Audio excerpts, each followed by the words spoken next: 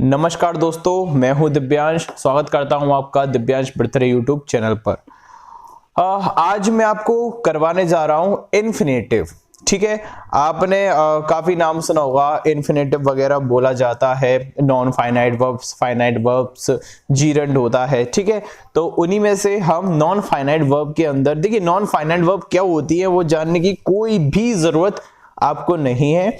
मैं बार बार से मेरा यही कॉन्सेंट्रेट रहा है कि आप लोगों को सीधा यूज करना है किसी भी चीज की, क्योंकि ये जो इन्फिनेटिव हैं आपके, ये फिल इन द ब्लैंक्स में बहुत ज्यादा आते हैं। ठीक है, फिल इन द ब्लैंक्स में आते हैं और कई बार इंप्रूवमेंट में भी हमें देखने के लिए मिल जाते हैं। तो आपको चाहिए कि आपको इनका यूज करना आना चाहिए।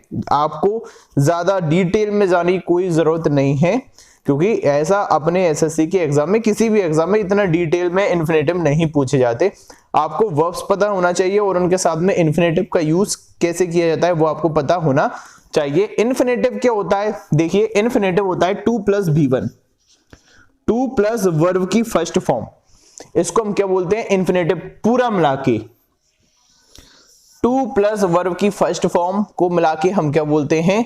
इन्फिनेटिव बोलते हैं। अगर मैं इससे बोलूं कि इसमें हिंदी का साउंड कैसा आता है, जैसे कि जिस भी वर्ब में ना आ रहा है वो सभी क्या कहलाते हैं? आपके इन्फिनेटिव। जैसे कि खेलना, खेलना, गाना, फेंकना, कूदना, उचकना, ये सभी क्या होते हैं? आपके इन्फिनेटिव होते हैं।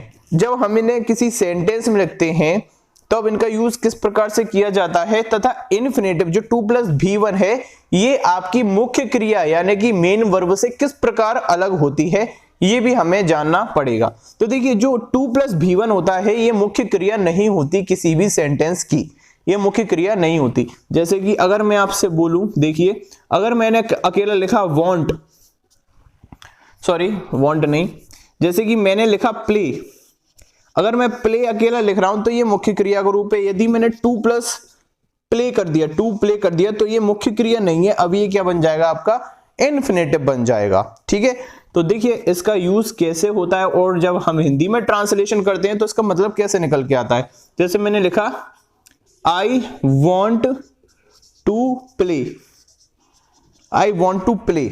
ठीक है, तो देखिए वॉन्ट का मतलब क्या होता है? चाहना। ठीक है, लेकिन वांट का जब हम हिंदी में ट्रांसलेट करेंगे, ये प्रेजेंट इंडेफिनिट टेंस लिखा हुआ है, तो ताहे, तीहे, तेहे के रूप में हम करेंगे। तो इसको जब आप हिंदी में बोलोगे तो आप बोलोगे मैं खेलना चाहता हूं। तो ताहे, तीहे, तेहे जिस वर्ब में आ रही है वो कहलाती है आपकी मुख्य क्रिया, जिससे कि यहां पर मुख्य क्रिया क्या है? वांट है।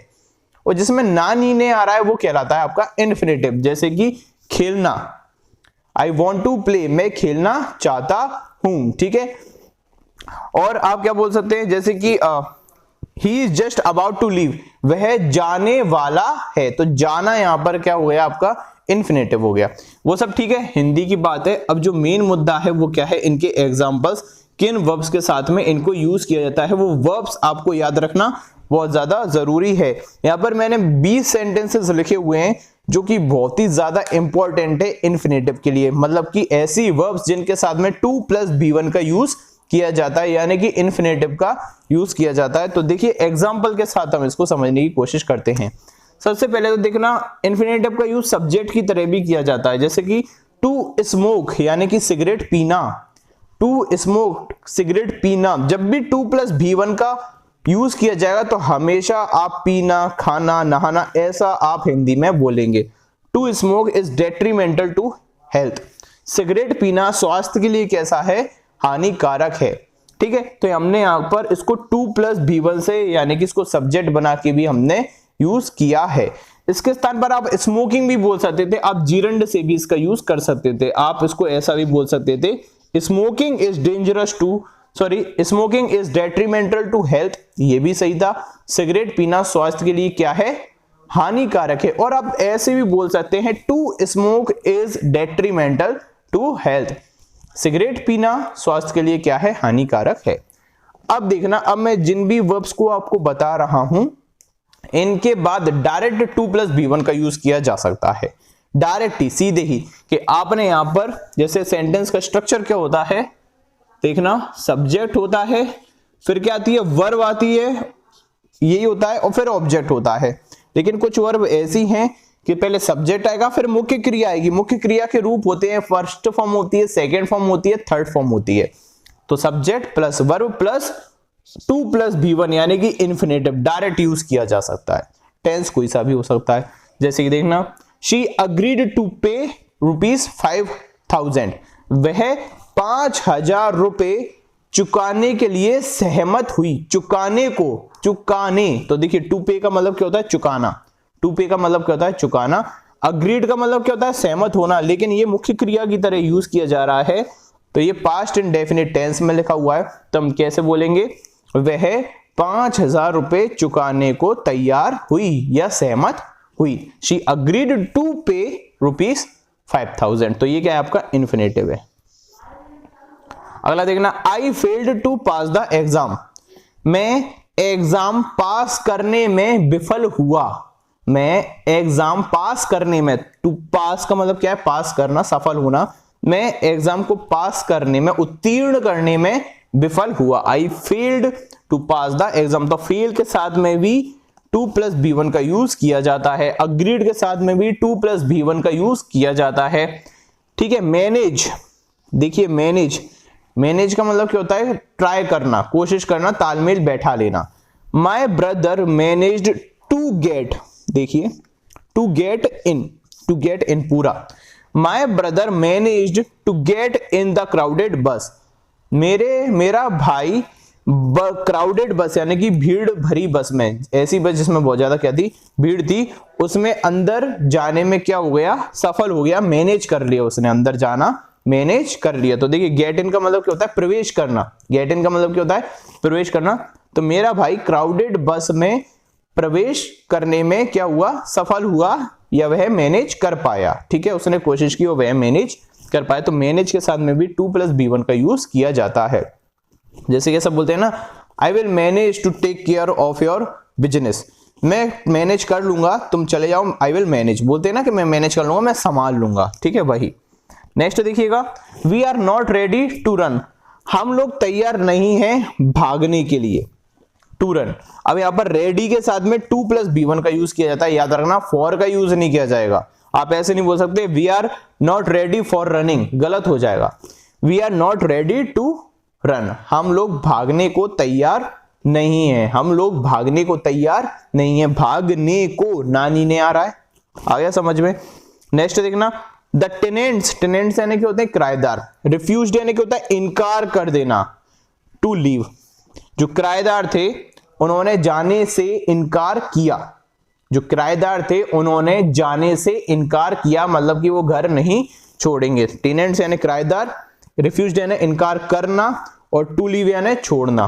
ठीक है, तो जो टेनेंट्स थे, किराएदार थे, उन्होंने घर छोड़ने से, या लीव हाउस भी लिख सकते हो आप यहां पर, टू लीव द हाउस, उन्होंने घर छोड़ने से क्या कर दिया, इनकार कर दिया। ये मेन वर्ब है, ये इन्फिनेटिव है। रिफ्यूज्ड के साथ में डायरेक्ट आप 2 प्लस B1 का यूज कर सकते हैं। आई प्रोमिस्ड टू वेट, मैंने प्रॉमिस किया इंतजार करने का, कि हाँ मैं तुम्हारा इंतजार करूंगा। इसको आप ऐसे भी लिख सकते हो, आई प्रोमिस्ड दैट, मैंने प्रॉमिस किया कि आई वुड वेट, मैं तुम्हारा इंतजार करूंगा। ठीक है, आई वुड वेट, मैंने प्रॉमिस किया, I promised that I would wait, मैंने प्रॉमिस किया कि मैं इंतजार करूंगा। इसको आप शॉर्ट में कैसे लिख सकते हो, आई प्रोमिस्ड टू वेट। अब देखना इंप्रूवमेंट में कैसा आता है। यदि इंप्रूवमेंट में ये सेंटेंस आपको दिया हुआ है, I promised that I would wait, और ऑप्शन में यदि ये दिया हुआ है आई प्रोमिस्ड टू वेट, तो आप इस पर क्लिक करके आओगे, नो इंप्रूवमेंट नहीं करोगे, क्योंकि सेंटेंस को छोटा रखने की कोशिश की जाती है। ओके, अगला देखना, he is just about to leave, वह सब जाने वाला है। ठीक है, वह अब निकलने वाला है। लीव यानी क्या होता है, निकलना होता है, छोड़ना होता है, जाना होता है। He is just about to leave, वह बस अब निकलने वाला है। आई विल एंडेवर, मैं कोशिश करूंगा। एंडेवर यानी क्या होता है, पूर्ण कोशिश करना। ठीक है, I will endeavour to do my best, मैं अपना अच्छे से अच्छा करने की भरसक प्रयत्न करूंगा। मैं अच्छे से अच्छा करने का भरसक प्रयत्न करूंगा, तो इसका मतलब क्या होता है, भरसक प्रयत्न। तो I will endeavour to do my best, मैं भरसक करने का अपना प्रयत्न करूंगा। ठीक है, नेक्स्ट देखना, he forgot to leave the keys on the table, वह भूल गया चाबियों को टेबल पर रखना। ठीक है, to leave the keys on the table, वह भूल गया चाबियों को किस पर रखना, टेबल पर रखना, वह भूल गया, टेबल पर छोड़ना वह भूल गया। तो ही फॉरगेट टू लीव, देखना फॉरगेट यानी भूल जाना, लीव यानी छोड़ देना, रख देना, ठीक है, रखना भूल गया। वैसे जब मतलब ये है कि उसको वो चाबियां कहां पर रखनी थी, टेबल पर रखनी थी, लेकिन वह भूल गया, अपने साथ में ही वो ले आया। तो he forgot to leave the keys on the table. ये जितनी भी वर्ब मैंने आपको बताई अभी तक, जैसे कि अग्रीड हो गई, फेल्ड हो गई, इनके बाद में कोई भी ऑब्जेक्ट नहीं आ रहा है, याद रखना कोई भी ऑब्जेक्ट नहीं आ रहा है, डायरेक्ट टू प्लस V1 का यूज किया जा रहा है, इन्फिनेटिव का यूज किया जा रहा है। ये बहुत ही ज्यादा इंपॉर्टेंट है। इनमें से एक ना एक एग्जांपल यदि इन्फिनेटिव आते हैं तो उनमें से एक एग्जांपल आपको मिल ही जाएगा, बहुत ज्यादा इंपॉर्टेंट है। ये तो आपको पता ही है, I want to play cricket, मैं क्रिकेट खेलना चाहता हूं, तो ये मुख्य क्रिया है यहाँ पर, और ये क्या है, इन्फिनेटिव। यहाँ पर फॉरगॉट मुख्य क्रिया है और टू लीव क्या है, इन्फिनेटिव। अब आ जाते हैं हम इन वालों पे। तो देखिए ये जो इन्फिनेटिव है ये कैसे यूज किए जा रहे हैं, इनसे भी काफी क्वेश्चंस आते हैं। देखिए पहले आपकी आएगी मेन वर्ब, फिर कोई ना कोई ऑब्जेक्ट आएगा, और फिर ऑब्जेक्ट के बाद में इन्फिनेटिव यानी कि टू प्लस V1 का यूज किया जाएगा। और ये वर्ब कौन सी होती हैं, जिनके बाद हमेशा ऑब्जेक्ट आना जरूरी होता है, और फिर वो क्या लेती हैं, टू प्लस V1 लेती हैं। तो देखिए एडवाइस, एडवाइस यानी कि होता है सलाह देना। तो देखना यहाँ पर ही एडवाइज्ड मी, ही एडवाइज्ड मी, तो देखिए ये ऑब्जेक्ट आ गया, देखिए ये सब्जेक्ट है, ये वर्ब है, ये ऑब्जेक्ट है, और फिर two plus V1 consult, consult यानी कि होता है मिलना, अ डॉक्टर। तो ही एडवाइज्ड मी, उसने मुझे सलाह दी डॉक्टर से मिलने की, उसने मुझे डॉक्टर से मिलने की सलाह दी। He advised me to consult a doctor, उसने मुझे डॉक्टर से कंसल्ट करने की सलाह दी। तो देखिए कंसल्ट का मतलब क्या होता है, सलाह करना, ठीक है, सॉरी मिलना, मिलने के लिए बोलते हैं। नेक्स्ट देखना, प्लीज अलाउ मी या permit me to go out, कृपया मुझे अनुमति दें बाहर जाने की। तो देखिए टू गो आउट का मतलब क्या होता है, बाहर जाना, नानी ने, और ये इंपेरेटिव सेंटेंस बनाया हुआ है, प्लीज अलाउ या permit me to go out, कृपया मुझे अनुमति दें कि मैं क्या करूं, बाहर जाऊं।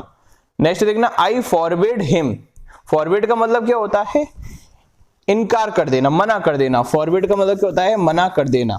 फॉरबिड देखिए इसकी फर्स्ट फॉर्म होती है आपकी फॉरबिड, सेकंड फॉर्म होती है फॉरबिड, और थर्ड फॉर्म क्या होती है, फॉरबिडन, फॉरबिडन। इनके बाद में ऑब्जेक्ट आता है, फिर क्या आता है, टू प्लस V1 आती है। तो आई फॉरबिड हिम, मैंने उसे मना किया टू प्ले पबजी, मैंने उससे पबजी खेलने को मना किया। I forbid him to play PUBG. Next देखना, सर्कमस्टेंसेस ऑब्लाइज्ड, ऑब्लाइज्ड का मतलब होता है फोर्स कर देना, ठीक है। सर्कमस्टेंसेस यानी होती हैं परिस्थितियां, और ये पैसिव भी आपका आया हुआ है, किरण में दिया है, CGL में आया हुआ पैसिव है, ठीक है। सर्कमस्टेंसेस ऑब्लाइज्ड या फोर्स्ड मी टू गो, परिस्थितियों ने मुझे मजबूर कर दिया बाहर जाने को, मतलब कि जाने के लिए, मुझे यहां से जाने के लिए मना कर दिया, सॉरी मना नहीं कर दिया, फोर्स कर दिया। सर्कमस्टेंसेस ऑब्लाइज्ड या फोर्स्ड मी टू गो, मजबूरियों ने, स्थितियों ने, परिस्थितियों ने मुझे जाने को मजबूर कर दिया, ठीक है। नेक्स्ट देखना, इसके स्थान पर आप कंपेल का भी यूज कर सकते हैं, फोर्स्ड हो गया, ऑब्लाइज्ड हो गया, और कंपेल्ड का भी आप यूज कर सकते हैं, कंपेल्ड, कंपेल्ड का भी आप यूज करते हैं, यानी कि मजबूर करना। नेक्स्ट देखना, शी ऑर्डर्ड हर सर्वेंट, देखिए फिर से शी ऑर्डर, ऑर्डर यानी क्या होता है, ऑर्डर देना। हर सर्वेंट, ये क्या है, हर सर्वेंट ऑब्जेक्ट है, ठीक है। उसने अपने सर्वेंट को ऑर्डर दिया टू कुक फूड, उसने अपने सर्वेंट को खाना बनाने का ऑर्डर दिया, खाना पकाने का ऑर्डर दिया। तो देखिए टू कुक का मतलब क्या होता है, पकाना, तो उसने अपने सर्वेंट को खाना पकाने का ऑर्डर दिया। ये मेन वर्ब है आपकी, मुख्य क्रिया है, और ये क्या है, इन्फिनेटिव। नेक्स्ट देखना, I urged God to help me, मैंने भगवान से मेरी मदद करने की विनती की, मतलब कि मैंने भगवान से विनती की कि वह मेरी क्या करे, मदद करे, या मैंने भगवान से मेरी मदद करने को विनती की। नेक्स्ट देखना, I request you to grant me leave for 3 days, मैं तुमसे निवेदन करता हूं कि मुझे 3 दिन का अवकाश देने की कृपा करें, ठीक है। तो ग्रांट मी का मतलब क्या होता है, मुझे अवकाश देने का, देना, ग्रांट यानी क्या होता है, देखो जो लीव होती है, जो छुट्टी होती है, उसको ग्रांट किया जाता है। तो आई रिक्वेस्ट यू, देखिए रिक्वेस्ट मुख्य क्रिया, यू ऑब्जेक्ट, और टू ग्रांट क्या हो गया आपका, इन्फिनेटिव हो गया। तो I request you to grant me leave for 3 days। Next देखना, ही परसुएडेड वुमेन, देखिए परसुएड का मतलब क्या होता है, राजी कर लेना, ठीक है। परसुएड का मतलब क्या होता है, राजी कर लेना, ठीक है। तो ही परसुएडेड, परसुएड के बाद भी पहले ऑब्जेक्ट आएगा, फिर 2 + B1 का यूज किया जाएगा। He persuaded women to go on strike, उसने महिलाओं को हड़ताल पर जाने के लिए राजी कर लिया, उसने महिलाओं को हड़ताल पर जाने के लिए राजी कर लिया। ठीक है, तो he persuaded women to go on strike. ठीक है, अगला देखना, he motivated me to work hard, उसने मुझे मेहनत करने के लिए मोटिवेट किया, उसने मुझे मेहनत करने को मोटिवेट किया, या ही के स्थान पर आप दिस स्टोरी भी बोल सकते हो, इस स्टोरी ने मुझे मेहनत करने के लिए मोटिवेट किया। यहां पर आप करेज्ड का भी यूज कर सकते हो, करेज, करेज यानी क्या होता है, साहस देना, जैसे कि ही करेज्ड मी टू वर्क हार्ड, उसने मुझे साहस दिया हार्ड वर्क करने का। ठीक है, तो इस प्रकार से ये जितनी भी मैंने वर्ब्स लिखी हुई हैं, जो जैसे कि ऑब्लाइज्ड मुख्य क्रिया है, फोर्स्ड है, इनके बाद में कोई ना कोई पहले ऑब्जेक्ट आएगा और फिर +2 + B1 का यूज किया जाएगा। इन एग्जाम्पल को आप बड़े अच्छे से कर लीजिएगा। ठीक है, वीडियो बनाया गया है कि आपका बेसिक बहुत ज्यादा अच्छा होगा, और जिनका बेसिक, जिनके टेंस क्लियर है, उनको ये चीजें आराम से समझ में आ जाएगी। ठीक है, मिलता हूं आपसे किसी नेक्स्ट वीडियो में जीरंड के साथ, तब तक के लिए धन्यवाद।